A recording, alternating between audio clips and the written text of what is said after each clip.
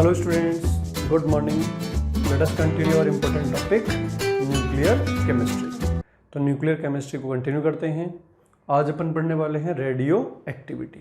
तो radio activity क्या होती है इसकी बात कर लेते हैं।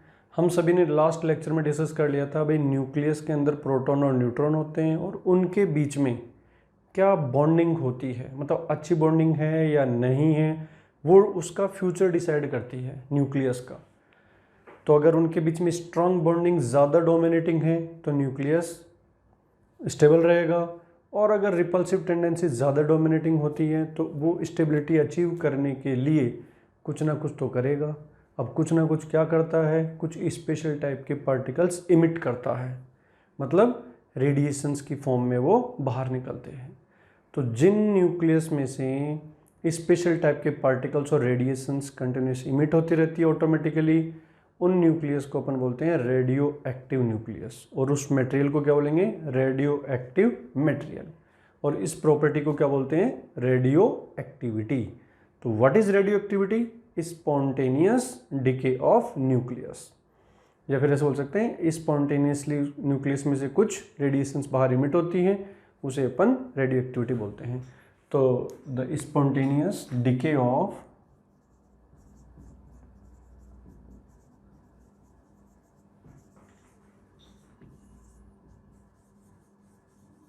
nucleus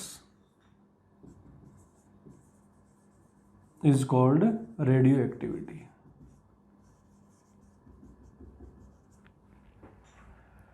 ठीक है, अब बात आती है कि जो पार्टिकल्स इमिट होते हैं वो कौन से पार्टिकल्स होते हैं, उनका नाम क्या होता है, सिंबल क्या होता है, इनके अपन लिस्ट बना लेते हैं। तो particles related to radio activity, ये भी इंपॉर्टेंट चीज़ है, particles related to radio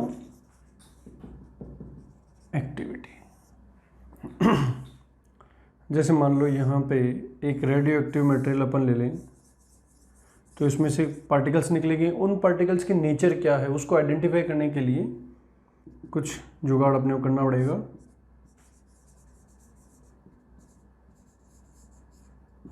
radio active substance, सब जानते हैं कि रेडियो एक्टिव सब्सटेंस है तो इसके न्यूक्लियस क्या है, अनस्टेबल है। इस वजह से उसमें से क्या हो रहा होगा, स्पेशल टाइप के पार्टिकल्स का इमिशन हो रहा होगा। तो यहाँ से मान लो ये पॉजिटिव प्लेट है ये नेगेटिव प्लेट है, कुछ पार्टिकल्स इधर डिफ्लेक्ट हो गए, कुछ पार्टिकल्स इधर हो गए, कुछ किधर भी डिफ्लेक्ट नहीं हुए। तो जो पॉजिटिव साइड में डिफ्लेक्ट हो रहे हैं तो वो खुद क्या है, नेगेटिव। तो ये वाले जो पार्टिकल्स हैं उनको अपन बोलते हैं beta rays. Beta rays are nothing but fast moving electron. Fast moving electron, ये मान लो इलेक्ट्रॉनों को तेज दौड़ने के लिए बोल दो तो मैं उन्हें बीटा रेज बोल दूंगा। अब बात ये आती है कि न्यूक्लियस में इलेक्ट्रॉन होता है क्या, तो आप लोग क्या बोलोगे, नहीं होता है। दूसरा सवाल, न्यूक्लियस में से इलेक्ट्रॉन इमिट हो सकते हैं क्या? बिल्कुल हो सकते हैं, अगर वो रेडियोएक्टिव तो देखो इसलिए हो रहे हैं। तो न्यूक्लियस में इलेक्ट्रॉन होते नहीं हैं लेकिन इलेक्ट्रॉन इमिट हो जाते हैं उसमें से, कैसे? तो यही हम इसमें समझेंगे। दूसरा, ये नेगेटिव की तरफ आ रहा है तो ये खुद पॉजिटिव है, तो ये है एल्फा पार्टिकल। ये है एल्फा पार्टिकल, एल्फा रेज बोल सकते हैं, जिसका कोई डिफ्लेक्शन नहीं हुआ, इनका मतलब इसका कोई चार्ज नहीं है, न्यूट्रल पार्टिकल से, इसको अपन बोलते हैं गामा रेज। कौन सी रेज? Gamma raise. तो मोस्ट कॉमन पार्टिकल्स है एल्फा पार्टिकल, बीटा पार्टिकल और गामा पार्टिकल। इन तीनों की कुछ प्रॉपर्टीज का कंपैरिजन कंपटीशन एग्जाम से पूछा जाता है, तो थोड़ा सा उसका आइडिया अपन ले लेते हैं।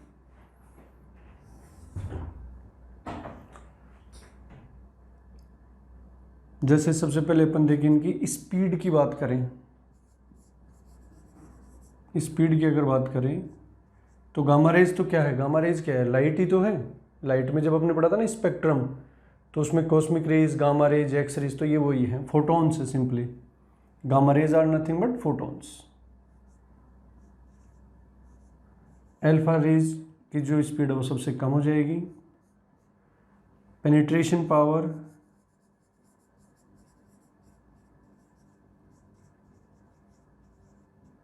पेनिट्रेशन पावर गामा की सबसे ज़्यादा होगी, पेनिट्रेट करने की ताकत। पार्टिकल छोटा भी है, स्पीड भी ज़्यादा है। आयोनाइजेशन पावर,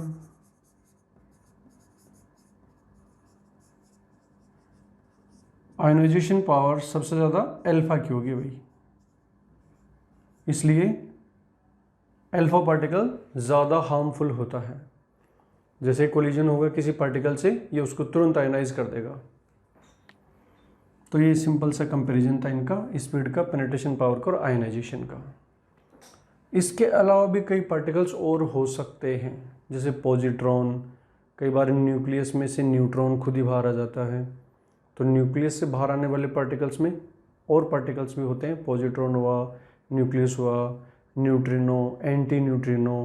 तो इन सब पार्टिकल्स की कैसे सिंबलाइज करते हैं, ये एक अपन टेबल बना लेते हैं इनके। तो सम अदर पार्टिकल्स में देखिए इनका रिप्रेजेंटेशन वगैरह की बात अपन करें तो इधर ले लेते हैं पार्टिकल, इधर उसका सिंबल, सिंबॉलिक रिप्रेजेंटेशन। पहला मैं बात कर लूँ अल्फा पार्टिकल की ही बात कर लूँ,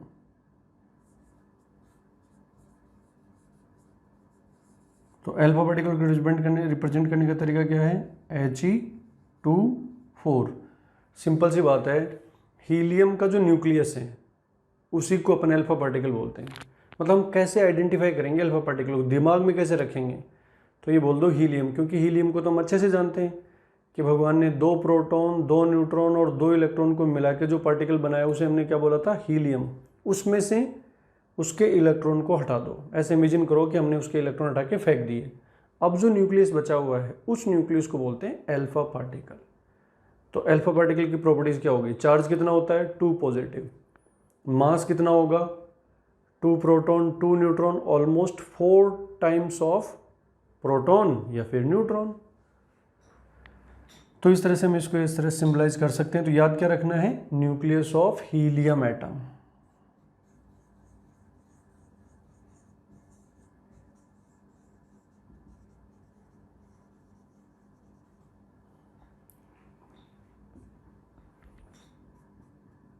बीटा रेज, ये beta particle, beta particle simple का मतलब होता है beta negative, that is electron. तो ये चार्ज हो गया, ये मास हो गया रिलेटिवली, प्रोटॉन के इनके रेस्पेक्ट में देखें तो मास कुछ भी नहीं होता है, नेग्लिजिबल होता है।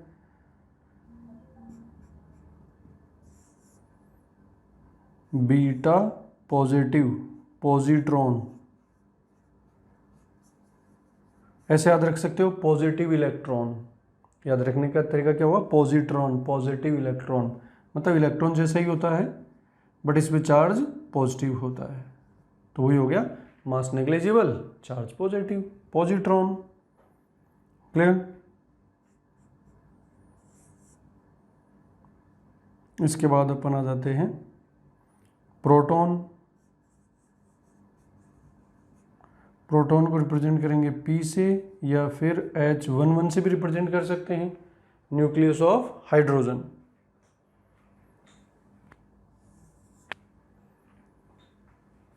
न्यूट्रॉन,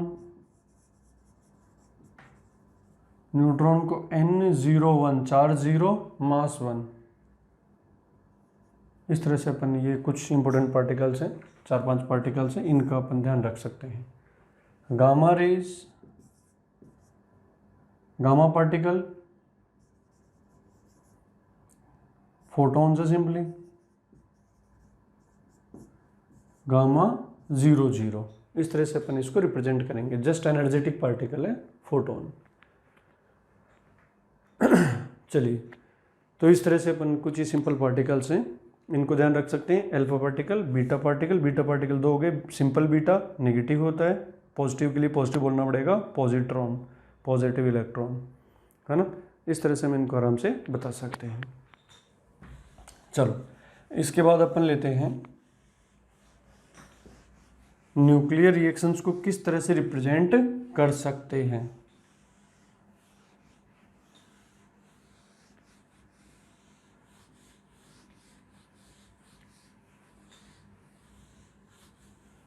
न्यूक्लियर रिएक्शंस का रिप्रेजेंटेशन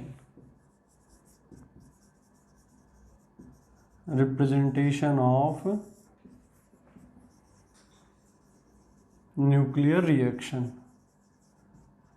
देखिए जो नॉर्मल रिएक्शंस होती हैं उसको अपन कैसे लिखते हैं, एक साइड में रिएक्टेंट होते हैं, बीच में एरो और एक तरफ प्रोडक्ट होते हैं, उनके केमिकल फॉर्मूले से अपन उनको डिनोट कर देते हैं। लेकिन यहाँ मामला अलग होता है, यहाँ हमें इलेक्ट्रॉन से कोई लेना देना नहीं होता, हम केवल न्यूक्लियस से रिलेटेड बात करने वाले हैं।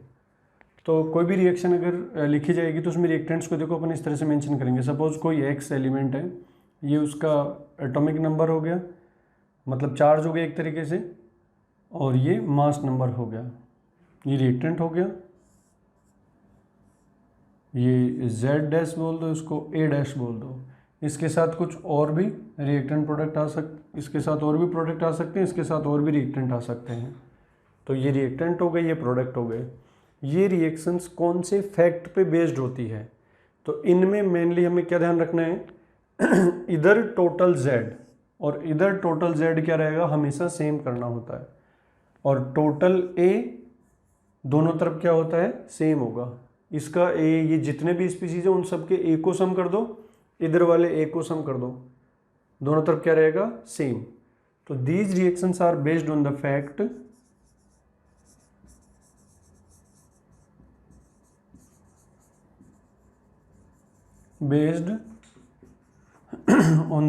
that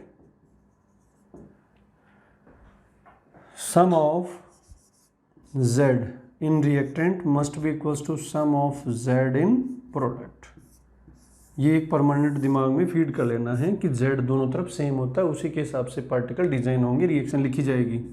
दूसरा हो जाएगा sum of A in reactant side must be equals to sum of A in product side. बस सिर्फ ये दो बातें अपन ध्यान रख के आराम से किसी भी रिएक्शन को लिख सकते हैं, समझ सकते हैं। एग्जाम्पल देखते हैं इस तरह के, देखो एग्जाम्पल ले लीजिए। फॉर एग्जाम्पल मान लो कोई एलिमेंट है X, उसका एटॉमिक नंबर है Z और मास नंबर है A। इसमें से एक पार्टिकल इजेक्ट हो गया। कौन सा पार्टिकल, कोई भी जो आपने भी लिस्ट बनाई थी, कौन कौन से पार्टिकल इजेक्ट हो सकते हैं, alpha particle, beta negative, beta positive, neutron, proton. तो मान लेते हैं कि इसमें से एक अल्फा पार्टिकल चला गया, दैट इज He2 4। तो यहाँ कौन सा पार्टिकल आएगा, तो अपन बहुत आसानी से बता सकते हैं कि देखो ये एलिमेंट X तो चेंज हो गया, क्योंकि यहाँ 2 चला गया तो इससे 2 कम करना पड़ेगा Z में से। तो मान लो ये कोई दूसरा एलिमेंट आ गया Y, बट इसका Z क्या हो जाएगा, Z-2, क्योंकि 2 यहाँ चला गया तो Z-2 करना पड़ेगा। टोटल Z इधर और इधर हमेशा क्या होता है, सेम होता है। A कितना चला गया, 4, तो A-4 लिखना पड़ेगा यहाँ ऑटोमेटिकली। इस तरीके से हम इजीली बता सकते हैं किसी भी रिएक्शन में कि किस तरह से वो लिखी जाएगी। और एग्जांपल देख सकते हैं अपन, ऐसे ही मान लो बीटा पॉजिटिव और बीटा नेगेटिव मिक्स हो जाए तो क्या बनेगा, खुद से सोचो। बीटा पॉजिटिव को कैसे लिखेंगे अपन,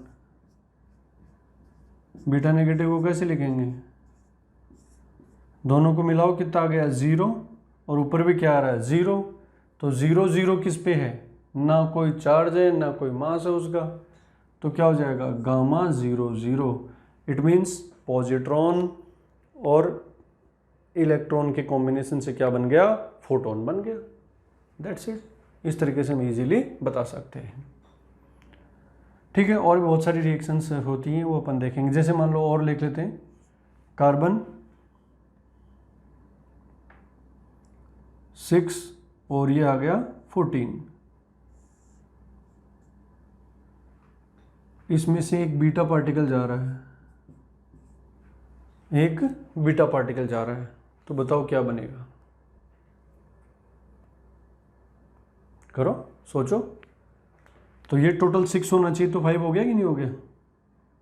ये टोटल 6 होना चाहिए तो 7 करना पड़ेगा, -1 है ये, तो 7 पे कौन आता है, नाइट्रोजन। भाई एक माइनस है तो यहाँ एक बढ़ाएंगे तभी तो 6 रहेगा टोटल, और ये रहेगा 14। It means carbon convert into nitrogen when it emits 1 beta particle. एक पार्टिकल निकल गया तो ये न्यूक्लियस इसमें कन्वर्ट हो जाएगा। अब बात आ रही है कि ये इलेक्ट्रॉन कैसे निकल रहा है, ये भी एक बहुत बड़ा सवाल है कि इलेक्ट्रॉन न्यूक्लियस में था ही नहीं तो फिर वो निकला कैसे। तो इसका सीधा सा रीज़न है कि भाई न्यूक्लियस में इलेक्ट्रॉन नहीं था, सही बात है, लेकिन न्यूक्लियस में कौन थे, न्यूक्लियस में कौन थे, प्रोटॉन थे और न्यूट्रॉन थे। इस न्यूट्रॉन में सब जानते हैं कि किसी में से नेगेटिव निकल जाता है तो पॉजिटिव बनता है पीछे, और पॉजिटिव निकल जाता है तो नेगेटिव बनता है। जैसे सोडियम है तो सोडियम में से एक इलेक्ट्रॉन बाहर हटा दो, क्या बन जाता है, पॉजिटिव। तो बिल्कुल सेम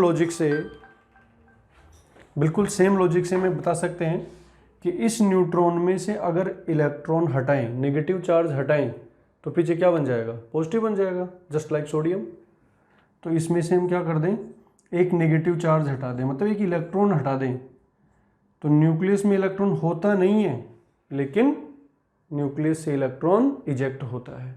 तो वो इस तरह से इजेक्शन के ड्यूरेशन में ही वो बनता है एक्चुअल में। तो बताओ अब क्या बनेगा, ये किस में कन्वर्ट हो गया, ये प्रोटॉन में, P11। अब टोटल इसका Z और टोटल A चेक करो, तो न्यूट्रॉन की स्प्लिटिंग से इलेक्ट्रॉन जनरेट होते हैं और न्यूट्रॉन कहाँ होते हैं, न्यूक्लियस में। तो न्यूक्लियस से इस तरीके से इलेक्ट्रॉन इजेक्ट होते हैं और वो बीटा रेज बन जाते हैं। ठीक है, चलिए, तो इस तरीके से हम आराम से बता सकते हैं कि कौन कौन से पार्टिकल कैसे इजेक्ट होते हैं। इसी तरीके से अगर न्यूक्लियस में इलेक्ट्रॉन एंटर कर जाए तो क्या वो इलेक्ट्रॉन रहेगा, नहीं, किसके साथ कनेक्शन हो जाएगा उसका, प्रोटॉन के साथ। तो दोनों मिलके न्यूट्रल पार्टिकल बन जाएंगे, मतलब न्यूट्रॉन में कन्वर्ट हो जाएंगे।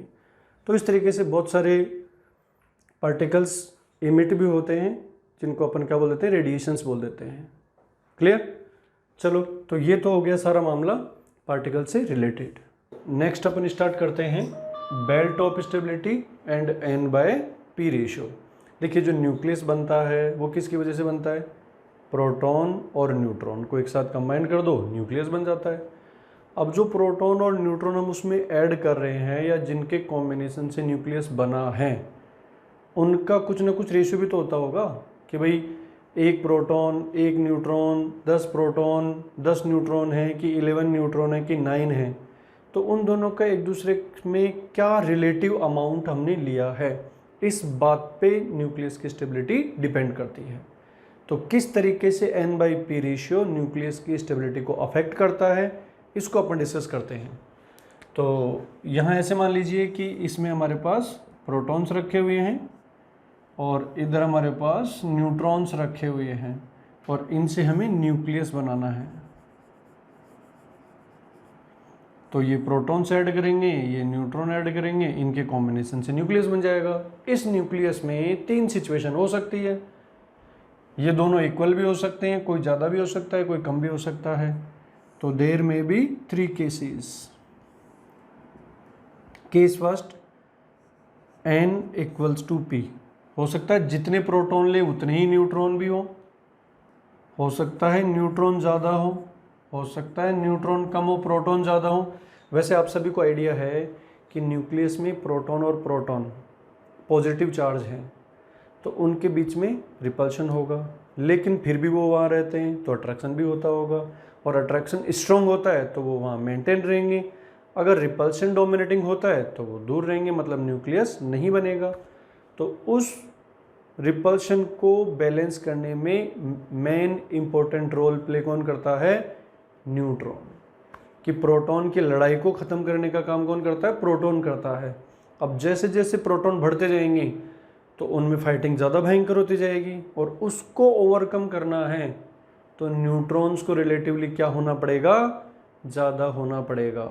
तो जैसे जैसे प्रोटॉन बढ़ते जाते हैं, एटॉमिक नंबर बढ़ता जाता है, न्यूट्रॉन्स रिलेटिवली ज़्यादा बढ़ते हैं।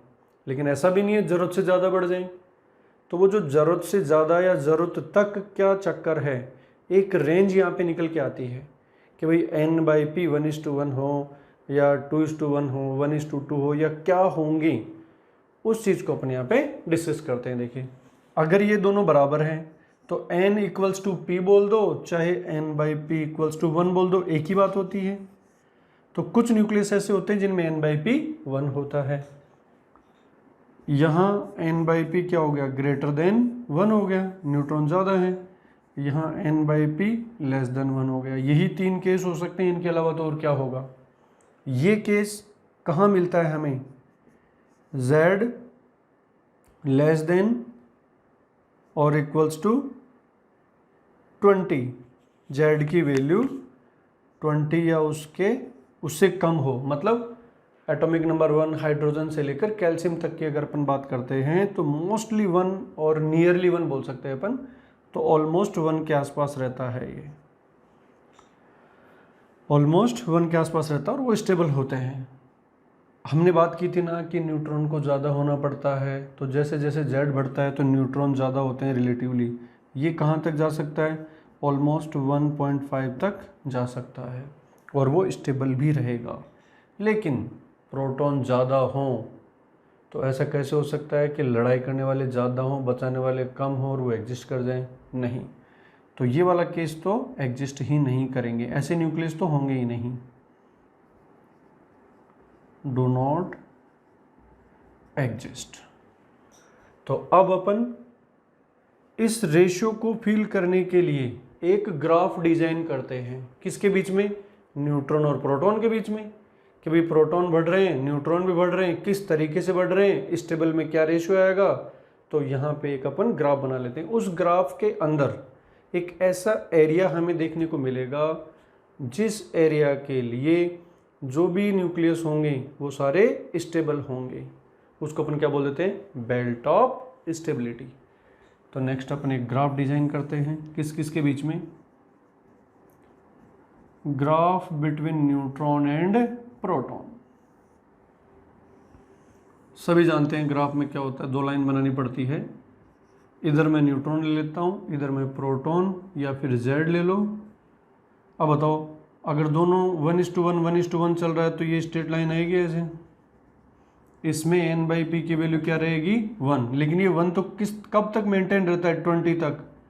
मान लो ये 20 है, 20 के बाद कौन ज़्यादा हो जाता है, न्यूट्रॉन। तो बताओ लाइन किधर जाएगी, न्यूट्रॉन ज़्यादा होते हैं तो ऊपर जाएगी, प्रोटॉन ज़्यादा होते हैं तो नीचे। तो प्रोटॉन ज़्यादा नहीं हो पाएंगे रिलेटिवली, तो डेफिनेटली ये लाइन धीरे धीरे ऐसे चली जाती है और यहाँ पे एक एरिया बन जाता है। इस एरिया में कोई भी न्यूक्लियस लाई करता है तो वो स्टेबल होगा।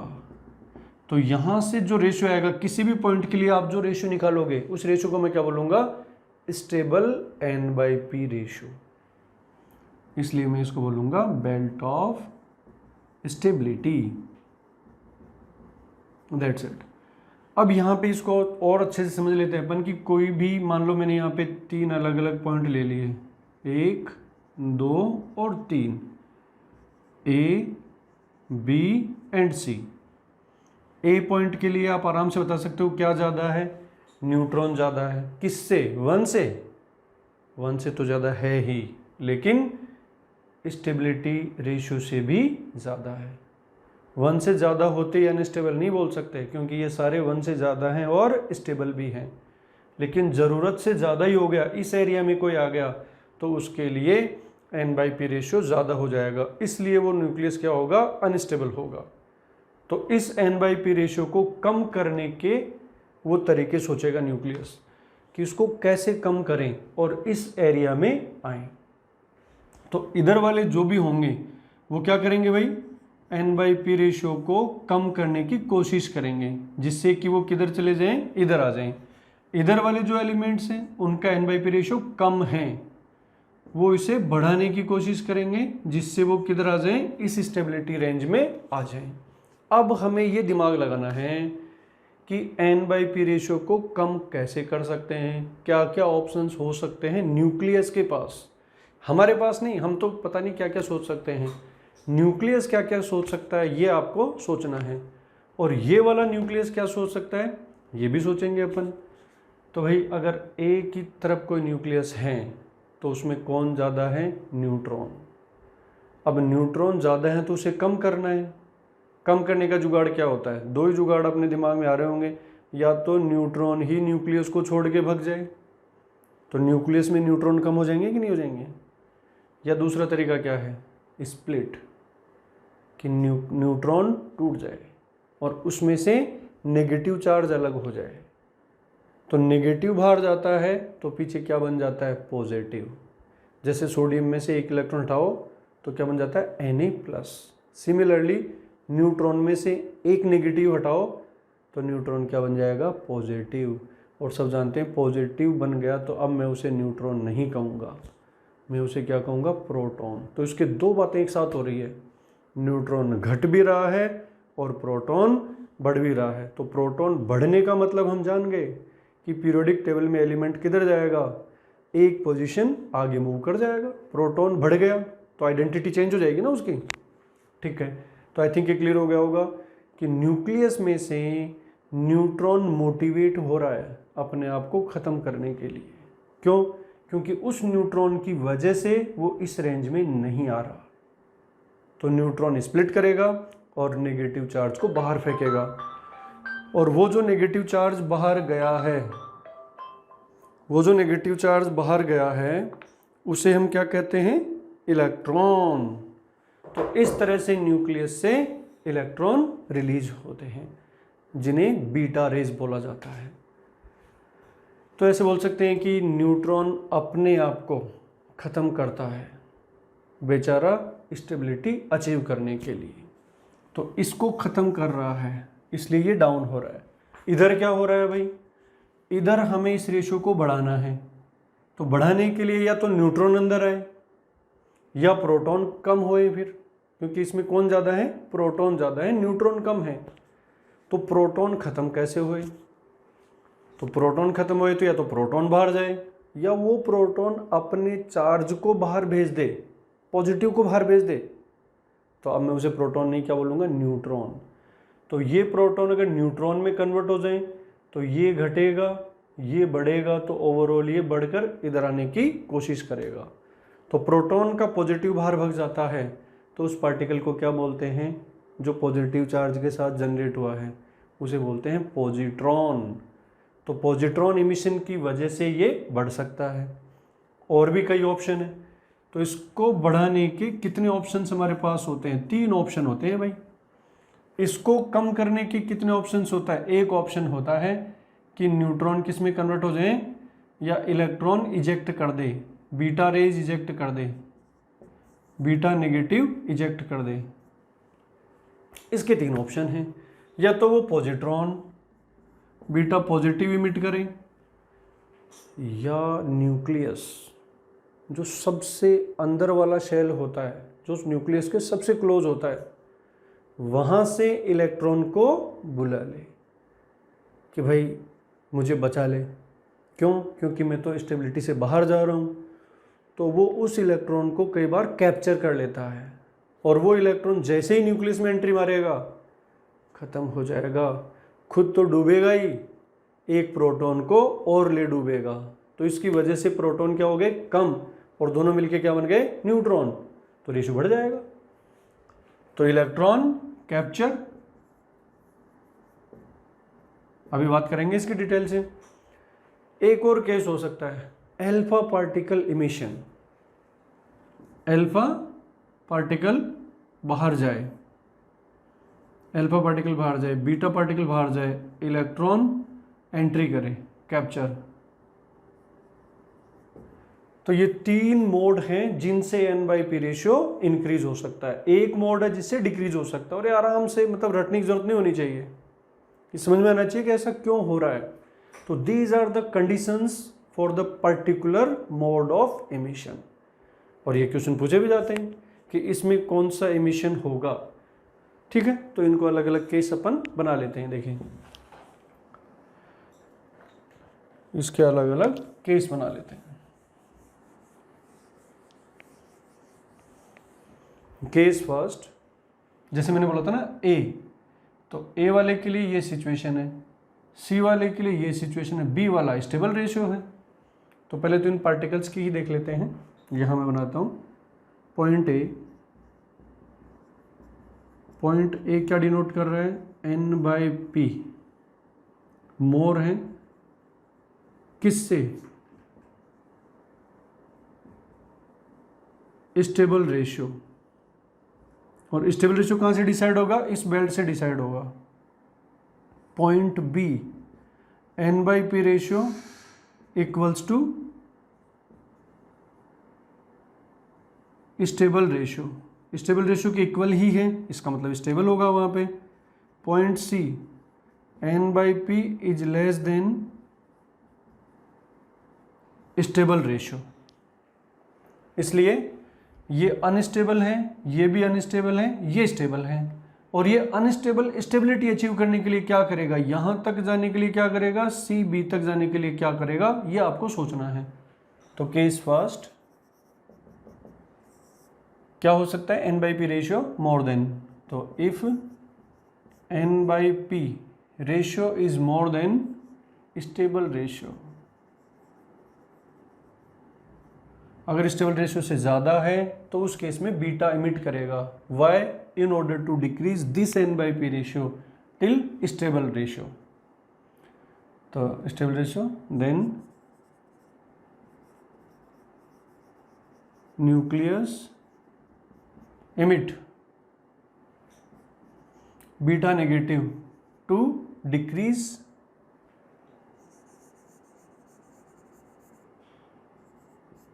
N/P। ठीक है, चलिए इसको इस एग्जांपल से आप समझ सकते हैं कि भाई मान लो कार्बन की ही बात कर लेता हूँ मैं, 6 और 14 है।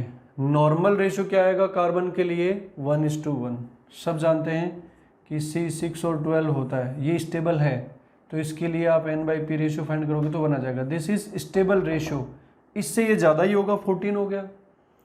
तो इन C14 N/P ratio is more than stable, तो ये वाला कहीं ना कहीं इधर आएगा। इस केस में ये क्या इमिट करेगा, बीटा रेज। इससे पता चल गया कि ये इमिट करेगा। तो डेफिनेटली न्यूट्रॉन जो था वो किस में कन्वर्ट हो गया, प्रोटॉन में। तो प्रोटॉन बढ़ जाएगा, तो बताओ क्या आ जाएगा, ये नाइट्रोजन। या फिर आपने लिखा था, हमने पिछले पढ़ा था अभी थोड़ी देर पहले ही कि भैया टोटल Z और टोटल A क्या होना चाहिए, सेम। तो -1, एक कम हो गया तो एक यहाँ ज़्यादा करना पड़ेगा, 7, that's why it is nitrogen. तो इस डिके की वजह से कार्बन किस में कन्वर्ट हो गया, नाइट्रोजन में कन्वर्ट हो गया। सीधी सी बात है। ठीक है, केस सेकंड लेते हैं। देखिए केस सेकंड, अगर N/P रेशियो कम है किससे, स्टेबल रेशियो से, then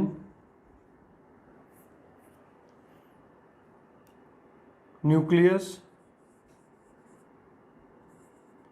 can decrease, नहीं ये तो कम है पहले से, तो इंक्रीज करना पड़ेगा, increase N/P ratio by any one of the following mode of decay. कोई एक मोड से वो काम करेगा, और 3 मोड हैं इसके, वो देखो तीनों। तो पहला positron by emission of positron, positron emission, positron emission कर सकता है। ऐसा कौन करते हैं, मोस्टली आर्टिफिशियल और लाइटर न्यूक्लियाई ऐसा काम करेंगे।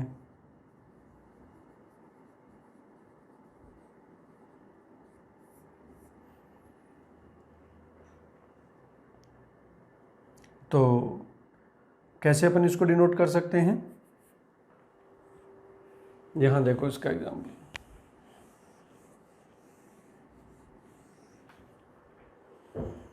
मान लो बेरिलियम है और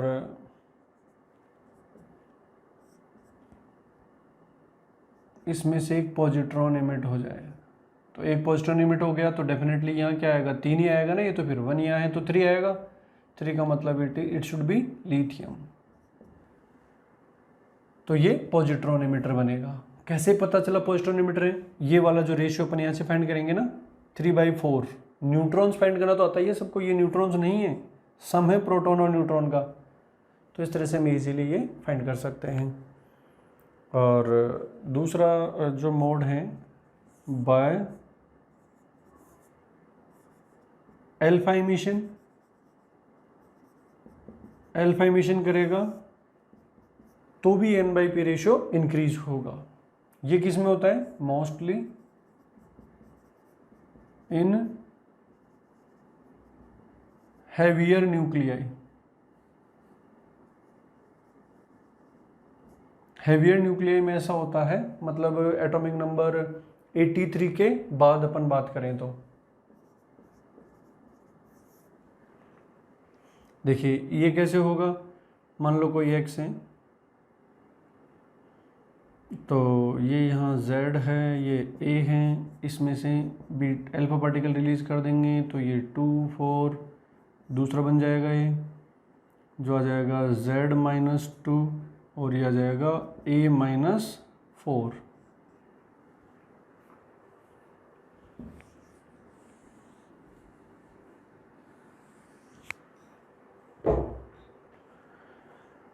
ठीक है, तीसरा आ जाता है बाय के शेल इलेक्ट्रॉन कैप्चर। के शेल इलेक्ट्रॉन कैप्चर, के शेल क्या होगा? सबसे अंदर वाला सेल है और उसके इलेक्ट्रॉन को न्यूक्लियस कैच कर सकता है। क्यों? In order to decrease protons and increase n/p ratio.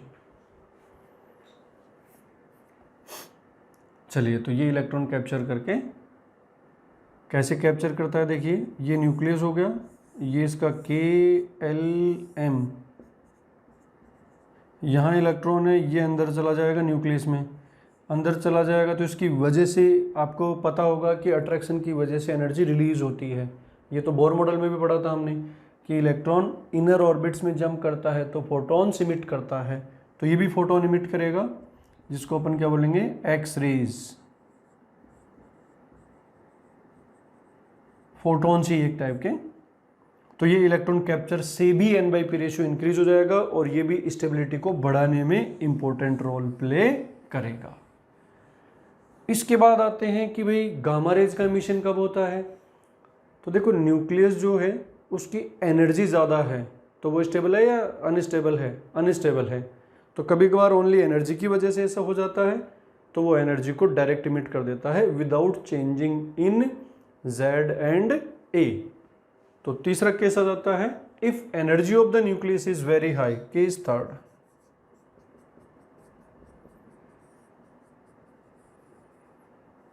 If energy of nucleus is very high, अगर एनर्जी बहुत ज़्यादा है तो फिर क्या होगा? Then it emits energy, that is gamma rays, to decrease energy। Energy को कम करने के लिए वो ऐसा काम करेगा। जैसे कोई x है, ये ZA हाई एनर्जी, अब ये x ही रहेगा, ये Z ही रहेगा, A ही रहेगा, बट गामा रेज बन जाएगी 0 0 और ये स्टेबल हो जाएगा, लो एनर्जी। क्लियर? चलिए, तो इस तरह से हमें आइडिया हो गया कि कौन सा पार्टिकल या कौन सा न्यूक्लियस अनस्टेबल है और वो क्या इमिट करेगा। एक छोटा सा एग्जांपल बना लेते हैं इसमें। Identify the species emit beta rays, या फिर which of the following emit beta negative rays. कौन बीटा नेगेटिव रेज इमिट करता है उसका पता लगाना है तुम्हें। ए है सोडियम 22,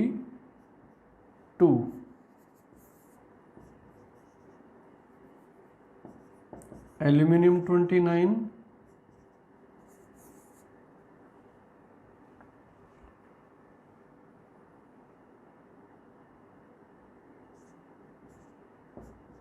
कार्बन 13,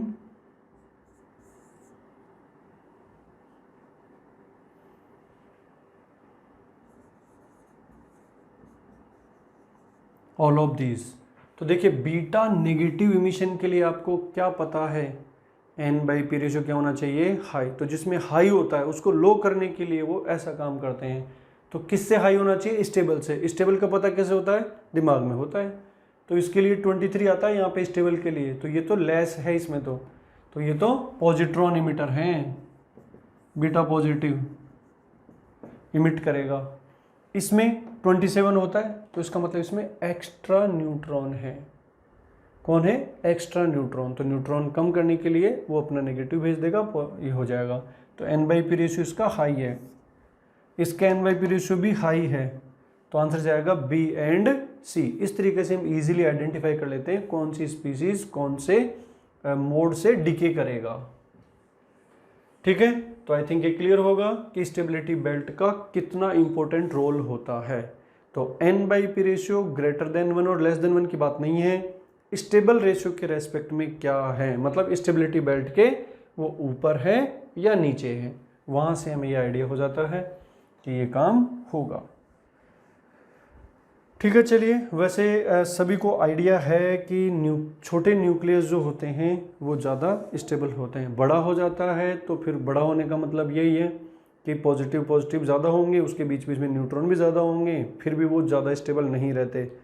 इसको आप ऐसे भी सोच सकते हो कि जैसे पानी की छोटी बूंद होती है, तो आप उसमें थोड़ा डिस्टर्बेंस करोगे तो वो जल्दी से स्प्लिट नहीं करेगी। लेकिन अगर बड़ी ड्रॉपलेट है उसको आप थोड़ा सा भी डिस्टर्ब करोगे तो 2 छोटे ड्रॉपलेट में कन्वर्ट हो जाएगी वो। तो यही रीज़न होता है कि हैवियर न्यूक्लियाई जो होते हैं उनमें थोड़ा सा भी डिस्टर्बेंस आप दे दोगे तो वो स्प्लिट कर जाते हैं। और स्प्लिटेड न्यूक्लियस जो बनेंगे, जिनको अपन डॉटर न्यूक्लियाई बोलेंगे, जो ओरिजिनल होता है उसको पेरेंट न्यूक्लियाई बोलते हैं। स्प्लिट होने के बाद जो छोटे बनेंगे उनमें न्यूट्रॉन की रिक्वायरमेंट उतनी ही होती है क्या जितनी पहले थी। दिमाग लगाओ, हमने पढ़ा था जैसे जैसे जेड बढ़ता है, जैसे जैसे जेड बढ़ता है मतलब प्रोटॉन बढ़ते हैं, तो न्यूट्रॉनों को थोड़ा ज़्यादा बढ़ना पड़ता है, लेकिन ज़रूरत से ज़्यादा नहीं। अब बड़े न्यूक्लियस में ज़्यादा न्यूट्रॉन होते हैं, लेकिन जब वो टूट के छोटा बन जाता है तो उसे उतने न्यूट्रॉनों की ज़रूरत नहीं होती। इट मीन्स न्यूट्रॉन फ्री हो जाते हैं। तो आगे अपन न्यूक्लियर रिएक्शंस में देखेंगे कि वो फ्री न्यूट्रॉन आगे क्या क्या करते हैं। क्लियर? Okay, good bye.